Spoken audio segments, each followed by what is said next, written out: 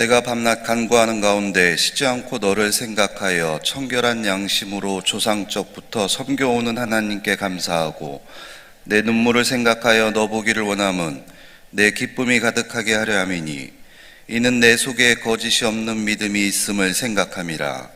이 믿음은 먼저 내 외조모 로이스와 내 어머니 유니게 속에 있더니 내 속에도 있는 줄을 확신하노라.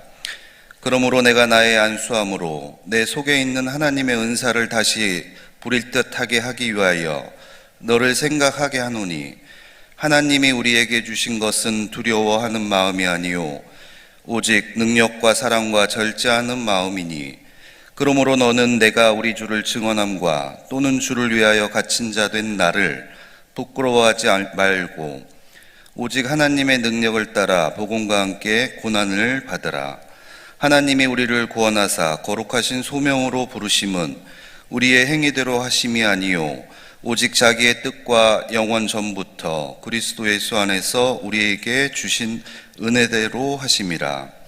이제는 우리 구주 그리스도 예수의 나타나심으로 말미암아 나타났으니 그는 사망을 패하시고 복음으로써 생명과 썩지 아니할 것을 드러내신지라. 내가 이 복음을 위하여 선포자와 사도와 교사로 세우심을 입었노라. 이로 말미암아 내가 또 이 고난을 받되 부끄러워하지 아니함은 내가 믿는 자를 내가 알고 또한 내가 의탁한 것을 그날까지 그가 능히 지키실 줄을 확신함이라. 너는 그리스도 예수 안에 있는 믿음과 사랑으로서 내게 들은 바 바른 말을 본받아 지키고 우리 안에 거하시는 성령으로 말미암아 내게 부탁한 아름다운 것을 지키라. 아멘. 사람은 무엇을 위해 사는가 참 중요합니다. 돈이나 재능이나 권력은 우리가 살아가는 수단이 돼야지 목적이 되면 어렵습니다. 돈만을 목적으로 살면 수전노가 되기 쉽고요, 권력을 위해서 목적으로 살면 독재자가 되기 쉽습니다. 인기를 위해서 사는 사람들 다 마약에 중독될 때가 있습니다. 그래서 학자들은 진리를 위해 살아가고 또 예수가 아름다움을 위해 살아가고 법관들은 어떤 정의를 위해서 살아가는데, 여러분 무엇을 위해 살아갑니까? 돈을 위해서, 권력을 위해서, 또 인기와 예수를 위해서 사는 것도 중요합니다. 그런데 예수를 위해서 사는 것은 이 모든 것이 종합이 되게 됩니다. 금별도 우리가 위하여 외치잖아요. 뭘 위해서 위하여입니까?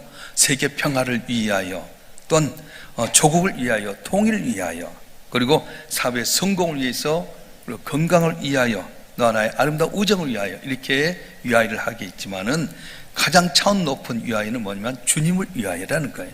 우리 다 같이 한번 해볼까요? 주님을 위하여. 다시 한번.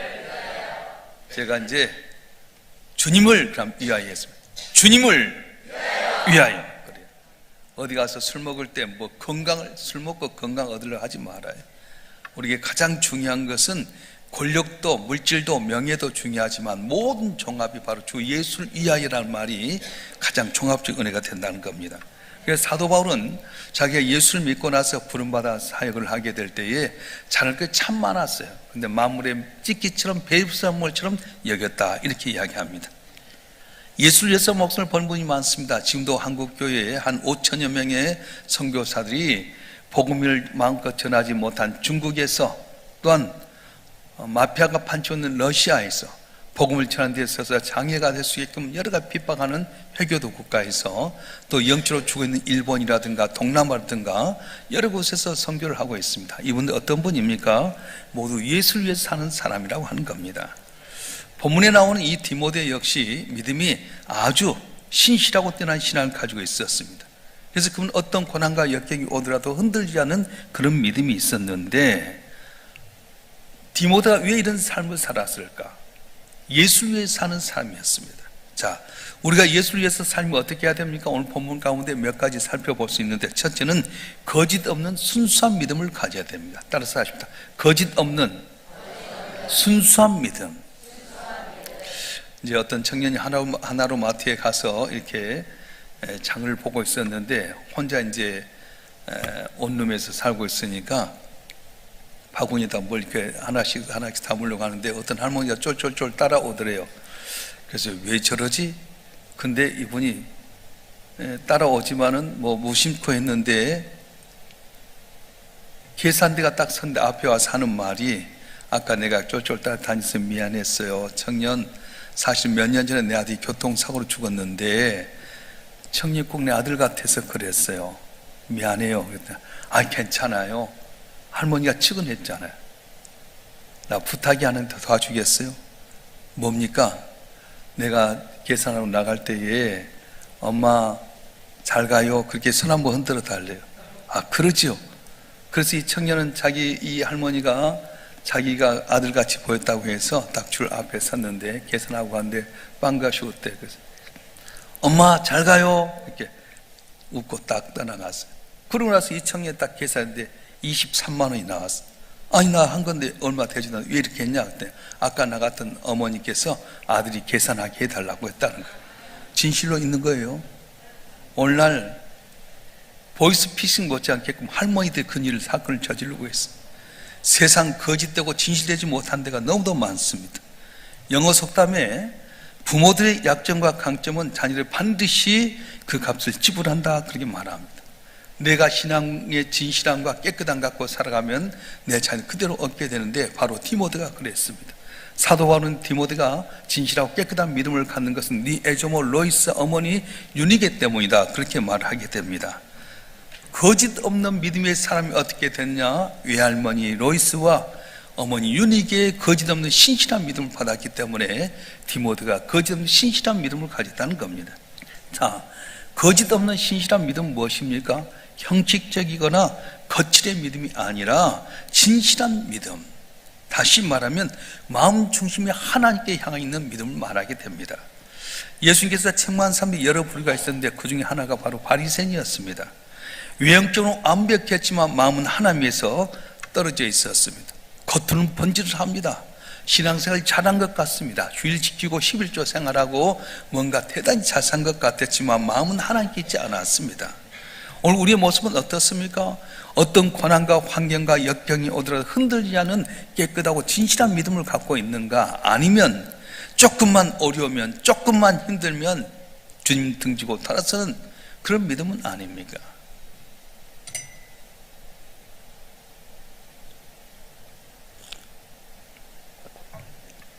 똑같은 말 같지만 순수와 순진이란 말이 있어요.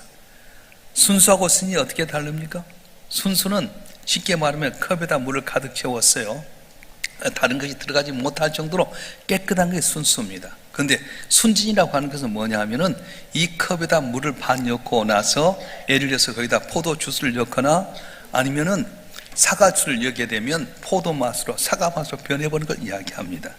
다시 말하면 순수한 것은 영적으로 성숙해서 흔들리지 않고 변하지 않는 것이 바로 순수한 믿음이라고 한다면, 순진한 믿음은 뭐냐면 조금만 외형적인 변화를 주면 흔들려 버린 신앙입니다. 여러분은 순수한 교회입니까? 아니면 순진한 교회입니까? 순진한 것은 아직도 미숙해서 누군가 유혹이 오면 쉽게 넘어가버리는 영적인 어린아이 같은 신앙이 바로 순진한 사람. 순수한 교회는 혼탕한 세상 가운데도 흔들리지 않는 오직 주님 한 분만으로 만족하는 신앙이 바로 순수한 신앙이라고 하는 겁니다. 다니엘의 세 친구 사드락과 메삭과 아벳느고가 이게 느부갓네살 신상에 절하지 않습니다. 뜨거운 풀물 가운데 여겼다. 여호도 하나님 살려줄 겁니다. 만약 그리하지 않더라도 우리는 하나님 한 분만으로만 우리는 섬기겠습니다. 이런 모습에 주님 감동이 돼서 뜨거운 풀물 가운데서 사드락과 메삭과 아벳느고를 붙들어 주었어요. 오늘 우리의 모습은 너무 순진할 때가 많습니다. 순수해야 될 텐데, 오직 주님 한 분만으로 만족하고 변하지 아니해야 될 텐데 순진한 믿음이 너무 많다는 거예요. 주님이 우리에게 원하는 신앙이 무엇입니까? 진실하고 깨끗한 믿음, 순수한 믿음을 원하는데 오직 주님으로 만족하는 우리 모두가 되실 주님으로 축원합니다. 축원합니다. 자, 우리가 어떻게 해야 예수를 살 수 있습니까? 두 번째는 소명에 대한 뜨거운 믿음이 있어야 됩니다. 따라서 소명에 대한 뜨거운 믿음. 어떤 사람이 장에 가서 말을 이렇게 사려고 하는데 마치 좋은 말이 있었어요. 이거 사람 타는 말입니까? 파입니까? 그래서 파인데 사람 타는 말입니까? 아니요, 안장을 치우기만 하면 이 말이 날뛰입니다. 그러면 이거 수레를 끌 수 있습니까? 수레를 딱 달아놓으면 도망가 버립니다. 그러면 이걸 어떻게 팔려고 합니까? 그랬더니 말 모양이 멋있잖아요. 스타일이 좋지 않습니까? 그러더라는 거예요. 오늘날 예수 믿는 사람도 이런 신자들이 많습니다. 사명 감당치 못하고 겉모습만 번지르한 사람이 너무도 많습니다. 이런 사람이 많이 모인 교회는 부흥되지 않습니다. 문제가 많이 생깁니다. 스타일만 성도인 체 하면 무슨 능력이 있겠습니까? 우리 모양만 그리스도인 돼서는 안 된다고 하는 거예요. 신앙은 소명적인 관계에 있습니다. 자, 여러분 한 분 한 분이 주님 앞에 부름을 받았어요. 이 세상에 태어날 때 그냥 온 사람은 없습니다. 다 부름을 받았습니다. 이 부름 받은 데 대해서 내가 어떻게 해야 되느냐? 뜨거운 믿음으로 반응하라는 거예요. 디모데는 복음 사역을 부름 받았을 때에 그는 사도 바울이 안수함을 받음으로 말미암아 사람의 부르심을 입증해 주었는데 그 어떻게 하는 겁니까? 뜨거운 믿음이 있었어요. 모든 사람 주 앞에 부름을 받았습니다. 그런데 이 소명을 받았는데 거의 어떻게 반응하고 있습니까? 이사야서 6장 8절은 이렇게 말씀하는데 한번 읽어보겠습니다. 이사야서 6장 8절 말씀 시작. 내가 또 주의 목소리를 들으니 주께서 이르시되 내가 누구를 보내며 누가 위하여 갈고 하시니 그때 내가 이르되 내가 여기 있나이다 날 보내소서 하였더니 아멘. 하나님의 능력은 뜨거운 믿음이 있는 거예요. 블레셋 골리앗 앞에 모두가 두려워하고 오금이 절려서 나가지 못합니다. 그때 다시 아버지 심부름을 통해서 심부름을 받아서 형들을 위로하러 왔는데 이 골리앗이라고 하는 블레셋 사람이 하나님 모독하고 하나님의 백성을 저주하는 걸 보면서 뜨거운 열정이 생기게 되었어요. 어른들도 감당하지 못한데 골리앗 앞에 다시 간 이유가 뭐였냐면은 하나님에 대한 뜨거운 믿음이 있었다는 거예요. 할렐루야. 그럼 주님의 사실을 원하십니까? 그렇다면 지금 이 자리에 주님 나를 부르시고 쓰임받게 하신다는 사실을 확실히 믿고 뜨거운 응답 속에서 여러분 삶과 능력이 나타날 주님으로 축원합니다. 뜨뜻미지근하면 안 돼요. 라오디게아 교회처럼 물에 물 탄 듯 술에 술 탄 듯 하면 그건 능력이 없습니다. 빌라델비아 교회처럼 네가 적은 능력을 가지고 내 말을 지키며 배반치 아니하였으므로 내게 열린 문에 복을 주겠다고 했던 것처럼 내 길이 열려지고 풀려지는 은혜는 어디냐?